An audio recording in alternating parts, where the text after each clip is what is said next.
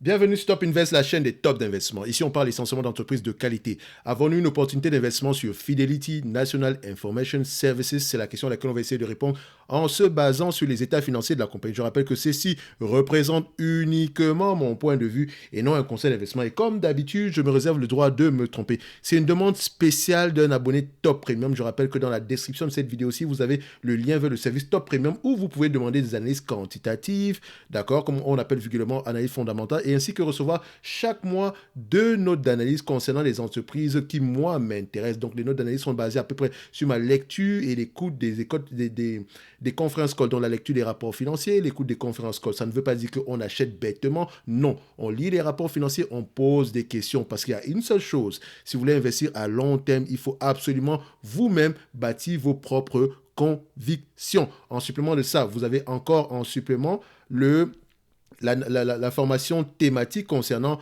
comment analyser une banque et comment lire les rapports financiers qui sera disponible. Les deux seront disponibles au mois d'avril, d'accord? Donc, pour les 74 personnes restantes, ils paieront uniquement le prix qui est affiché à ce niveau-ci. Maintenant, FIS, donc soit Fidelity National Information Services. J'aimerais préciser une chose. C'est une entreprise qui a changé de PDG au mois de décembre et qui a décidé de se départir ici d'un investissement qu'elle avait, d'une entreprise qu'elle avait acquis il y a moins de 2 ans. Donc, c'est une compagnie qui va être appelée à changer dans les mois à venir. Donc, faites très attention. En date d'aujourd'hui, ça peut être très intéressant. D'accord? Tout va dépendre de comment est-ce que va se... Ça ne veut pas... En fait, je ne sais pas encore pourquoi est-ce qu'elle veut faire cette séparation-là, mais voilà, je préfère vous prévenir dès le début. Vous savez qu'ici, on prête attention aux états financiers quantitatifs et aux rapports financiers qualitatifs. Les deux vont ensemble. Ok, donc j'essaie de vous donner le maximum d'informations ici. Ça ne veut pas dire que j'ai toujours la bonne information, mais non. J'essaie toujours, dépendamment de mes lectures, de vous donner ce qui est important ou pas. Et donc, je vous encourage vivement, quand il y a une opportunité d'investissement, et vous, si vous savez ici, vous êtes obligé... Non.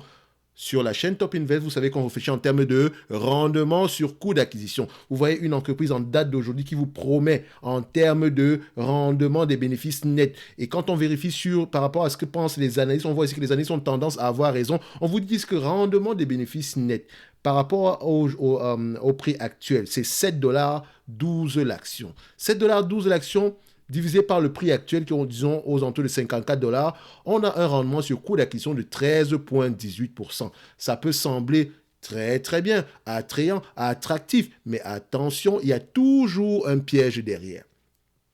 Pourquoi est-ce que le marché vous propose une telle entreprise de façon décotée, alors que la moyenne du marché est aux alentours de 6,7%? Et j'ai déjà parlé de cette affaire de price to earning ratio ou bien de rendement des free cash flow. Et vous savez qu'ici, on réfléchit en termes de rendement des free cash flow parce que le dividende dépend de la stabilité et de la qualité du free cash flow. Ok?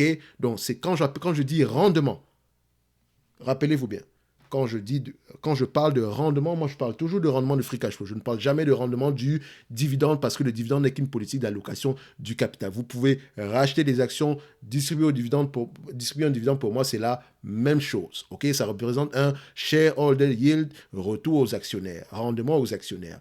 Voilà. Donc, vu que c'est la première fois qu'on étudie cette compagnie-ci, simple, je vous ai toujours dit, quand vous regardez une compagnie, premièrement, on check le revenu, la tendance du revenu stable, croissant. Qu'est-ce qu'on a ici? On constate que nous avons des revenus croissants. La deuxième question est de savoir d'où provient la croissance. Quelle est la qualité de cette croissance-là? Acquisition, manière organique, ce sont des questions que vous devez vous poser parce qu'on a des précédents négatifs comme Atos. D'accord? Je ne dis pas qu'elle ressemble à Atos, mais je vous dis une chose, il faut toujours questionner la croissance. C'est très important. Si vous n'êtes pas en accord avec une acquisition, restez à l'écart. C'est comme moi, présentement, il y a une compagnie que j'aime bien, qu'on appelle Massimo. D'accord? Très belle entreprise, avantage concurrent, et c'est une très belle entité. Mais elle a fait une acquisition dernièrement que je ne comprends pas. C'est pas une entreprise dont j'ai déjà parlé. Je n'ai jamais parlé de cette compagnie sur cette chaîne, mais c'est une belle entité à avoir dans sa watchlist. Mais elle a fait une acquisition dernièrement que je ne comprends pas, parce que j'ai le droit de questionner une acquisition. Il ne faut pas vous dire que parce que vous êtes des actionnaires, vous devez accepter tout ce qu'on vous présente. C'est pour ça que investir sur des actions individuelles n'est pas aussi facile que les gens le pensent. Je le répète toujours, qu'importe la stratégie que vous avez, stratégie dividende, value, croissance, tout ça c'est la même chose les amis. Je vous dis la vérité, c'est la même chose. Moi, je vais prendre mon accent camerounais, c'est la même chose. Acheter une compagnie pour moins que ce qu'elle ne vaut réellement. Donc, il faut l'acheter en prenant en considération tous ces éléments-là. Est-ce qu'elle a la capacité de souffrir?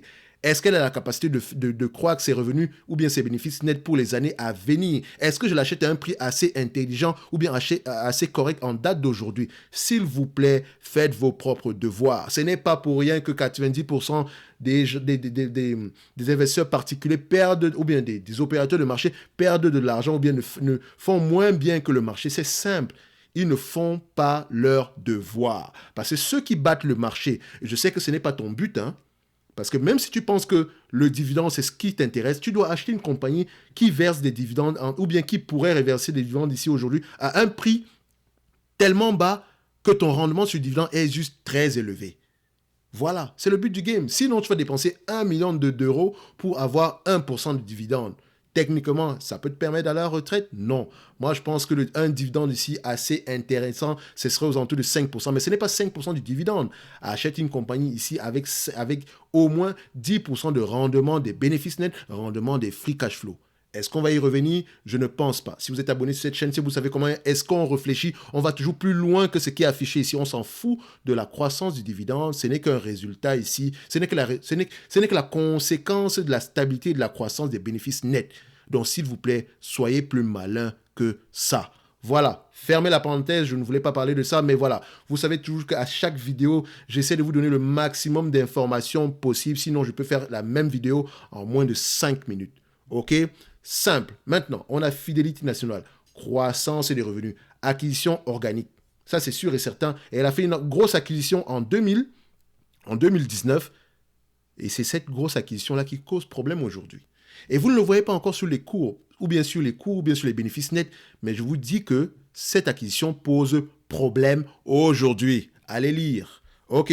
Maintenant, on continue. En termes de grosse margine, est-ce que nous avons une entreprise ici qui a des bénéfices nets, des marges brutes stables ou croissantes? Stables et croissantes. On adore ça. J'aime ça. C'est un checkmark. Maintenant, est-ce qu'on a des net income et des free cash flow qui vont dans le même sens? Parce que ça ne me sert à rien d'investir dans une compagnie qui n'a pas des free cash flow ou bien qui n'a pas de net income ou bien, voilà, net income, vous ne gagnez pas d'argent. Il faut comparer les deux. On voit ici que, en termes de net income, c'est moins 16 milliards. C'est bizarre.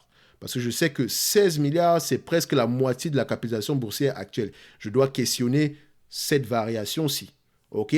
Si on met tout ça en termes de quarterly, qu'est-ce que ça donne en quarterly ici? Voilà. Donc, c'est bizarre. Je sais déjà qu'il faut déjà que je questionne cette partie-ci. Mais quand je check les free cash flow sont plutôt stables. Donc, en réalité, elle n'a pas perdu d'argent. OK? Si vous checkez ici les PER sur les 12 derniers mois, vous allez constater quoi? Vous allez constater que nous avons une entreprise ici qui a à peu près des PER aux alentours de 49 fois les bénéfices, peut-être même plus élevés que ça. Faites attention, c'est un peu moins élevé que ça. D'accord? J'ai déjà parlé de plusieurs entreprises dans le domaine ici des secteurs. Le secteur des paiements ici, ou bien le secteur ici des transactions financières, c'est un secteur très vaste. Je dis bien, c'est un gros secteur d'activité. Donc, en date d'aujourd'hui, je prendrai ici 20 fois les bénéfices. Et non 25 fois, ni 30 fois. Je prendrai 20 fois les bénéfices. OK? Donc, maintenant, nous avons une compagnie ici. Est-ce que nous avons une dette nette en date d'aujourd'hui? Je vais vérifier le niveau de dette nette. OK? Et tout en questionnant ici si l'entreprise a la capacité de rembourser cette dette nette avec les free cash flow en moins de 10 ans. C'est ce qu'on veut voir. D'accord? Donc, free cash flow, ici, 3 milliards, moins de 10 ans, 18 milliards, techniquement, en moins de 10 ans, c'est qui est sûr. Donc, c'est ça qui m'intéresse. Maintenant, on a une dette nette aux alentours de 18 milliards 360. Je vérifie au niveau de Zone Bourse, parce que j'aime bien le site Zone Bourse.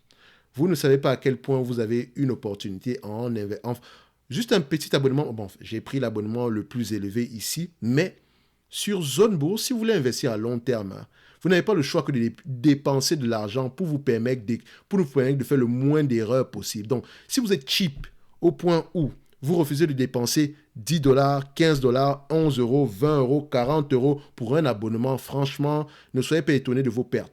Franchement, parce que sur Zone Bourse, et je n'ai aucun lien d'affiliation, Et je répète toujours, vous pouvez voir en description de cette vidéo, si je ne vends pas uniquement, la seule chose que je présente, c'est uniquement mon service Top Premium, qui est même, je pense, à un prix vraiment dérisoire, 5 € le mois.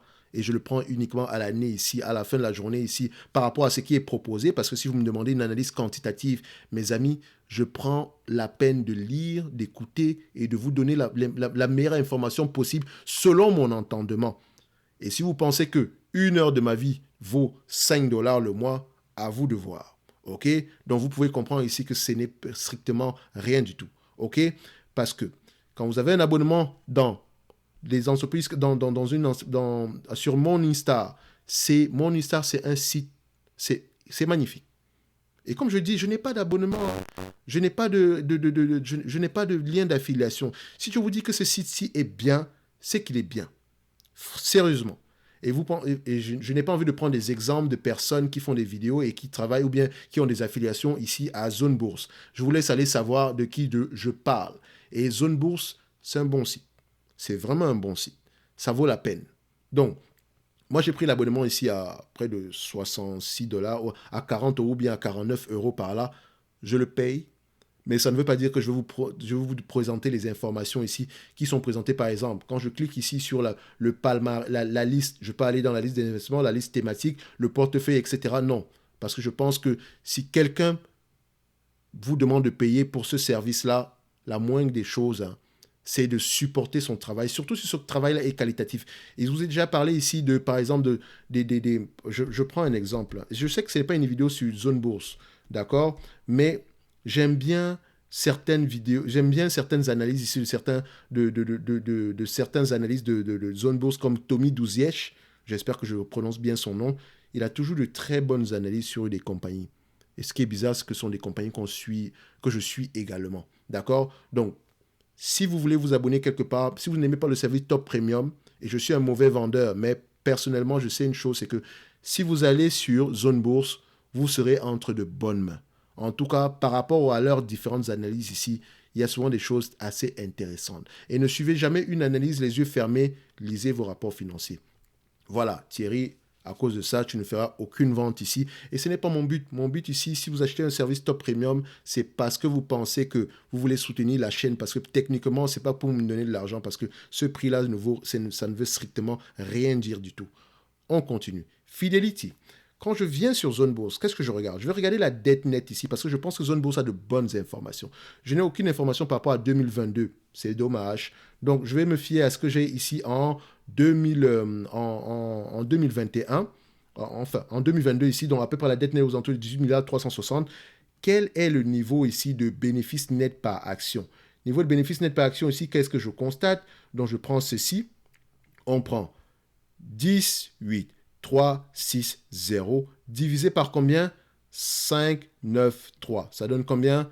30 $ ou bien 31 $ par action de dette nette.